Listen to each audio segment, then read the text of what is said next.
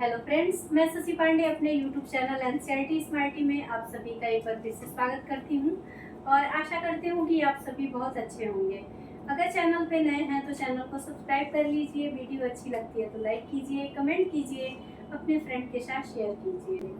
Friends, आज मैं एक नए टॉपिक जो कि हर प्रतियोगी परीक्षा की दृष्टि से महत्वपूर्ण होता है, स्कूल एग्जाम हो या फिर कोई प्रतियोगी परीक्षा हो, उसमें ये पूछा जाता है और बच्चे अक्सर इसमें गलतियां कर देते हैं। तो आज मैं आपको बहुत ही इजी तरीके से छंद पहचानना सिखाऊंगी। उसमें किस प्रकार से मात्राएं लगाते हैं, किस छंद में कौन सी मात्रा लगती है, ये भी बताऊंगी। और मैं उन्हीं छंद के साथ उपस्थित हूँ जो परीक्षा में अक्सर पूछा जाता है और जो मतलब छंद बहुत ही मुख्य है, उन्हीं के साथ में उपस्थित हूँ। तो चलिए छंद के अंग को जान लेते हैं। तो छंद के अंग में वैसे छंद के 7 अंग होते हैं। पहला है वर्ण। वर्ण सभी जानते हैं कि क ख ग अ आ ई ये सब वर्ण है। मात्रा दूसरे नंबर पे आता है। तो मात्रा, इसमें 2 प्रकार की मात्राएं लगाई जाती हैं। एक बड़ी की मात्रा होती है, जो बड़ी मात्राएं होती हैं और उसे हम गुरु कहते हैं, और जो छोटी मात्राएं होती है उसे हम लघु कहते हैं। तो गुरु की मात्रा को प्रदर्शित करने के लिए एस टाइप में ऐसे लिखा जाता है और इसको 2 काउंट किया जाता है। और लघु के लिए 1 लिखा जाता है, इसे लघु पढ़ा जाता है और इसे 1 काउंट किया जाता है। गति का अर्थ होता है, जैसे फ्लुएंस जो होती है, कोई भी आप काव्य साहित्य पढ़ते हैं उसको एक फ्लो के द्वारा पढ़ते हैं, एक फ्लो होती है उसमें, वही फ्लो जो है वो गति कहलाती है। यदि जब हम किसी काव्य साहित्य में देखते हैं कि कॉमा जगह जगह लगा होता है, जैसे कि आप इसमें देख सकते हैं, यहाँ कॉमा लगा हुआ है, यानी कि थोड़ी देर के लिए रुकना, उसे ही हम यति कहते हैं। तुक शब्द यानी कि राइमिंग वर्ड इंग्लिश में बोलते हैं, जैसे लास्ट वाला सेम उच्चारण वाला स्वयं ध्वनि उत्पन्न करने वाला जो शब्द होता है उसे ही हम तुकांत शब्द कहते हैं। तो तुक होता है, किसी भी छंद में तुक का बहुत ही महत्वपूर्ण स्थान होता है। चरण का अर्थ होता है स्टेप, जैसे कितने स्टेप्स हैं इसमें, जैसे आप ये देख रहे हैं इसमें 4 स्टेप हैं। जैसे जहाँ कॉमा लगा है वहाँ एक, वहाँ यहाँ से लेकर और यहाँ तक जहाँ कॉमा लगा है एक चरण माना जाता है। ये दूसरा चरण है, ये तीसरा चरण है यहाँ तक, और इसके बाद ये चौथा चरण है। उसी प्रकार गण, गण किसे कहते हैं, यानी कि 3 वर्णों का जो समूह होता है उसे गण कहते हैं। जैसे कि पवन, तनय, संकट, ये 3 वर्णों का समूह है तो इसे ही गण कहते हैं। अब हम इसमें देखेंगे कि कैसे पहचानेंगे कि ये कौन सा छंद है, कौन सा छंद है। ये पहचानने के लिए हमें मात्रा लगाना बहुत मतलब जरूरी है सीखना। तो इसमें हम आपको मात्रा लगाना बताएंगे। आप इसको कैसे पहचानेंगे कि ये कौन सा छंद है, दोहा है, सोरठा है, चौपाई है, हरिगीतिका है, क्या है ये। तो इसको पहचानने के लिए मैं आपको मात्रा लगाना बता रही हूँ। तो अभी मैंने आपको बताया कि जिसपे कोई मात्रा ना हो या जिसपे छोटी की मात्रा हो उसे हम 1 काउंट करेंगे। तो इस पे कोई मात्रा नहीं है तो इस पे 1 काउंट करेंगे, 1 1 1, यानी इसको लघु पढ़ेंगे, 1 1 1। इसमें ये स के ऊपर बिंदु है यानी कि ये 2 है तो इसको 2 काउंट करेंगे। यहाँ ऊपर गुरु, 1 1 1 1 1। देखिए 1 2 3 4 5 6 7 8 9 10 11 12 13। तो इसको यानी कॉमा से पहले कितनी मात्राएं हैं, 13 मात्राएं हैं। ये पहला चरण है, ये प्रथम चरण है, प्रथम चरण। और ये दूसरा चरण, इसमें काउंट करते हैं तो गुरु, लघु, लघु, गुरु, लघु, लघु, गुरु, लघु। 2 3 4 2 6 7 8 2 10 1 11। इसमें कितनी मात्राएं हो रही हैं, 11। उसी प्रकार इसमें देखेंगे गुरु लघु लघु लघु लघु गुरु गुरु लघु लघु लघु।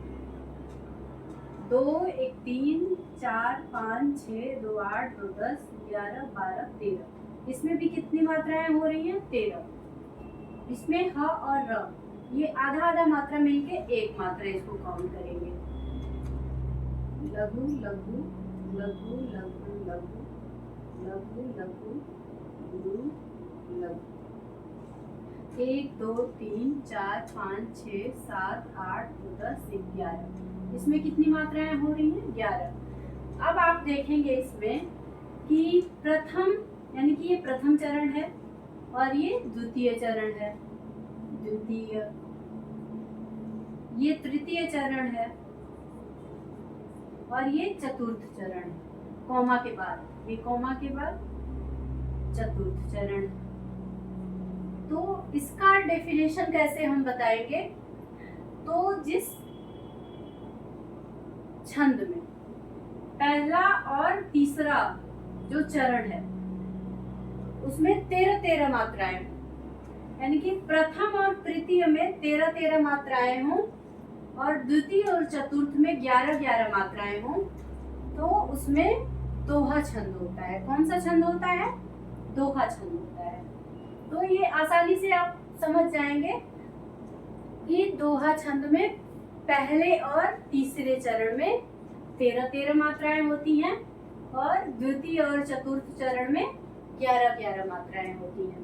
तो ये बहुत ही आसानी से आप पहचान लेंगे। अब हम नेक्स्ट पे आते हैं। तो हम छंद के प्रकार जानेंगे कि छंद कितने प्रकार के होते हैं। तो छंद मुख्य रूप से 3 प्रकार के होते हैं। कितने प्रकार के? 3 प्रकार के। कौन कौन से? वार्णिक छंद पहला, दूसरा मात्रिक छंद और तीसरा मुक्तक छंद। तो ये 3 छंद हैं। इसमें से सबसे महत्वपूर्ण जो है, जो कि अक्सर परीक्षा में पूछा जाता है, चाहे वो कोई भी प्रतियोगी परीक्षा हो या स्कूल एग्जाम हो, जो छंद पूछा जाता है मैं वही आपको बताऊंगी और बताऊंगी कि किसमें कितनी मात्राएं होती हैं। तो मात्रिक छंद जो है सबसे महत्वपूर्ण है। मात्रिक छंद, इसमें कितने प्रकार होते हैं? तो इसमें भी 3 प्रकार होते हैं। कौन कौन से? तो सम मात्रिक छंद, अर्ध सम मात्रिक छंद और विषम मात्रिक छंद। तो ये अब इसमें सम मात्रिक में कौन कौन सा आता है, चलिए ये बताते हैं। तो फ्रेंड्स, हम आज मात्रिक छंद के जो मुख्य छंद हैं उनको जानेंगे। इसमें सम मात्रिक छंद के अंतर्गत कौन कौन से छंद आते हैं? तो उसमें पहला है चौपाई, जिसके हर चरण में 16-16 मात्राएं होती हैं। दूसरा है रोला, इसमें प्रत्येक चरण में 24 मात्राएं होती हैं। और गीतिका में हर चरण में, प्रत्येक चरण में 26 मात्राएं होती हैं। और हर गीतिका में प्रत्येक चरण में 28-28 मात्राएं होती हैं। तो ये सम मात्रिक छंद के अंतर्गत ये 4 जो छंद हैं, चौपाई, रोला, गीतिका और हरि गीतिका, ये सम मात्रिक छंद के अंतर्गत आते हैं। और ये चारों जो छंद हैं, इसके पहले अक्षर को यहाँ पे लेकर के ट्रिक बनाया गया है। चारों गीत हरि गीतिका। अगर आपसे पूछा जाता है कि सम मात्रिक छंदों के नाम बताओ, तो ये ट्रिक अगर याद रखेंगे तो आप आसानी से बता पाएंगे कि चा से चौपाई, रो से रोला, गीत से गीतिका, हरि गीतिका से हरि गीतिका। तो ये सम मात्रिक छंद के अंतर्गत ये आपको देखने को मिलेगा। इसके प्रत्येक चरण में बराबर मात्राएं होती हैं, जैसा कि आप इसके नाम से ही समझ पा रहे होंगे। सम का मतलब होता है बराबर। तो सम मात्राएं जिसमें होती हैं वो सम मात्रिक छंद होता है। कौन कौन से होते हैं? तो 4 होते हैं, चौपाई, रोला, गीतिका और हरि गीतिका। कितनी मात्राएं होती हैं तो आप ये सामने देख सकते हैं। अब आते हैं अर्ध सम मात्रिक छंद पे। अर्ध सम मात्रिक छंद में कौन कौन से छंद सम्मिलित हैं? तो इसमें पहला है दोहा, दूसरा है सोरठा, तीसरा है बरवै और चौथा है उलाला। उलाला उलाला गाना आप लोगों ने जरूर सुना होगा। तो दोहा में चूंकि ये अर्ध सम मात्रिक छंद है, तो इसके प्रथम और तृतीय चरण में 13-13 मात्राएं होती हैं और द्वितीय और चतुर्थ चरण में 11-11 मात्राएं होती हैं। उसी प्रकार सोरठा दोहा का उल्टा होता है। इसके प्रथम और तृतीय चरण में 11-11 मात्राएं होती हैं और द्वितीय और चतुर्थ चरण में 13-13 मात्राएं होती हैं। वरवय पे आते हैं तो वरवय में प्रथम और तृतीय चरण में 12-12 मात्राएं होती हैं और द्वितीय और चतुर्थ चरण में 7 मात्राएं होती हैं। उल्लाला में प्रथम और तृतीय में 15-15 मात्राएं होती हैं और द्वितीय और चतुर्थ में 13-13 मात्राएं होती हैं। आई होप आपको वीडियो बहुत अच्छी लगी होगी। इसी के साथ मैं शशि पांडे विदा लेती हूँ। अगली वीडियो में फिर मिलेंगे। तब तक के लिए खुश रहिए, मस्त रहिए, अपना ख्याल रखिए। नमस्कार।